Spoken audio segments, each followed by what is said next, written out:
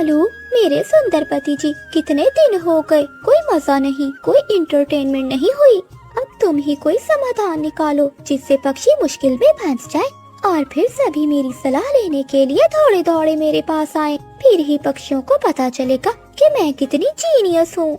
फिर आ गई शैतानी तुम्हारे दिमाग में। अब तुम्हें खुश करने के लिए मुझे कुछ ना कुछ तो करना होगा। मैं जाता हूँ जंगल में। कालू कौवा उड़ते उड़ते उल्लू के पास जाता है। उल्लू, कैसे हो तुम? मैं कैसा हो सकता हूँ, सुबह से भूखा बैठा हूँ। आज एक भी दाना नहीं मिला खाने को। उल्लू दोस्त, आज किसी का भोजन चुरा लेते।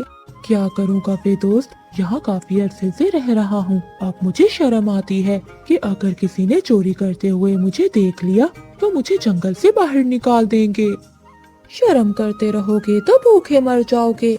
मुझे पता है उल्लू दोस्त, तुमसे कौन से होते हैं काम। और हाँ दोस्त, खुद से दाना ढूंढना कौन सा अच्छा लगता है।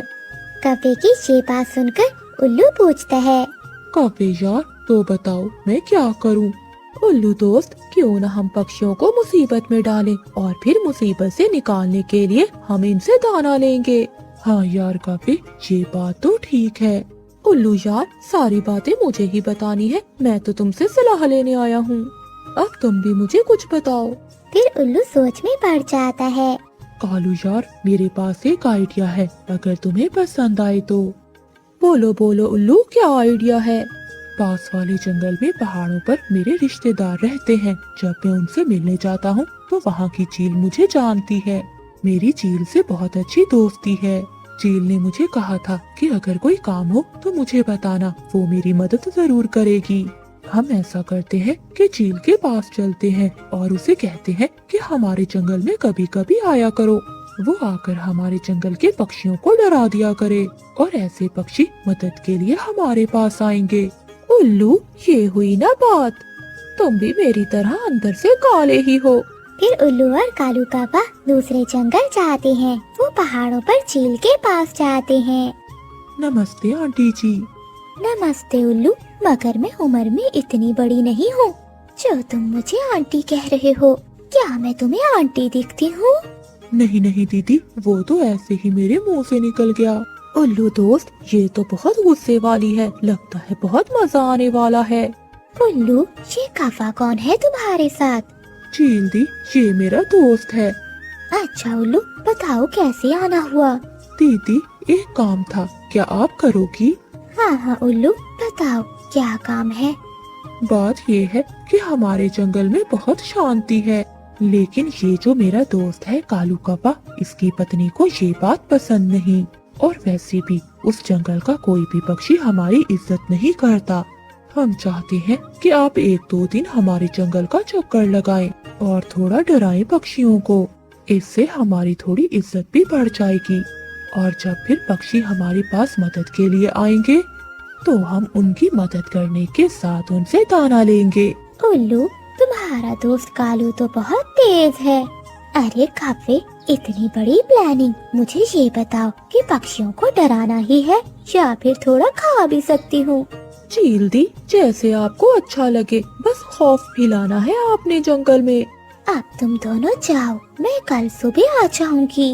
और फिर कौवा और उल्लू वहाँ से अपने घर के लिए चले जाते हैं। कालू जी, क्या हुआ, कोई बना प्लान? गौरी, तुम कल खुश हो जाओगी क्योंकि जंगल के सभी पक्षी आएंगे तुम्हारे पास मदद लेने। सच में कालू जी, कल तो बहुत मजा आने वाला है। अगली सुबह हो जाती है और वो चील सुबह सुबह जंगल में आ जाती है और वो पूरे जंगल में मंडलाने लगती है। चील को देखकर सभी पक्षी बहुत डर जाते हैं।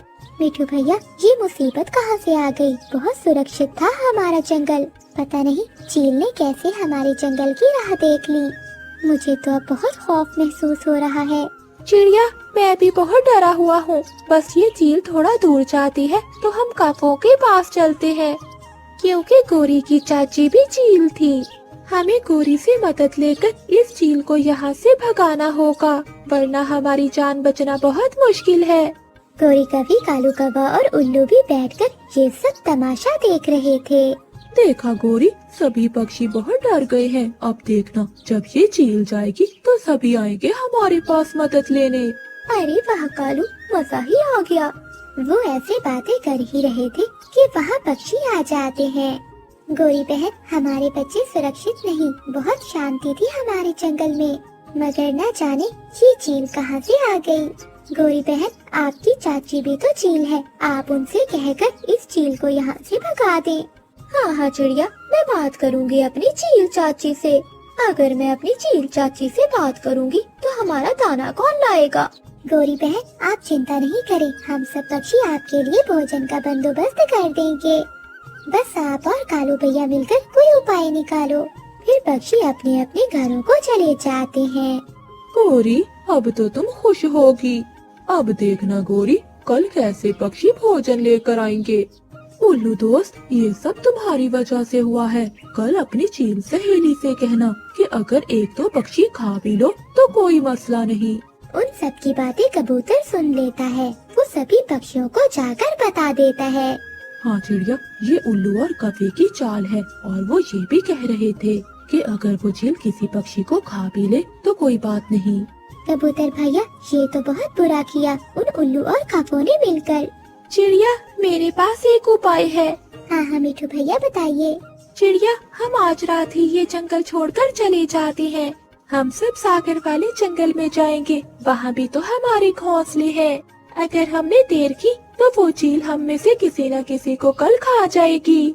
हाँ मिठू भैया, हम ऐसा ही करते हैं। फिर रातों रात वो सब पक्षी वो जंगल छोड़कर सागर वाले जंगल की ओर चले जाते हैं। अगली सुबह चील फिर से आ जाती है, मगर आज जंगल खाली था। कालू कप्पा, गोरी कभी और उल्लू भी बहुत परेशान थे कि सभी पक्षी कहाँ चले गए हैं। सुनो बाजो, क्या तुम देख रहे हो?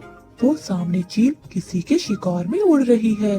हाँ, हम सब देख रहे हैं। तो चलो दोस्तों, चल के शिकार करते हैं हम। ऐसा कहते हुए वो बाजें चील पर हमला करने के लिए उड़ जाती हैं। सारी बाजें मिलकर चील को मार देती हैं। अरे वाह वाह, इस जंगल में तो ये कौवे और उल्लू ही बचे हैं। लगता है बाकी सभी पक्षियों को खा गई ये चील। चलो दोस्तों, हमारे लिए आज यही बहुत है। इससे पहले कि कालू कप्पा, गोरी कभी और उल्लू कुछ करते, वो बाजें उन्हें मारकर खा जाती हैं और उन्हें पता ही नहीं चलता कि उनके साथ क्या हुआ है।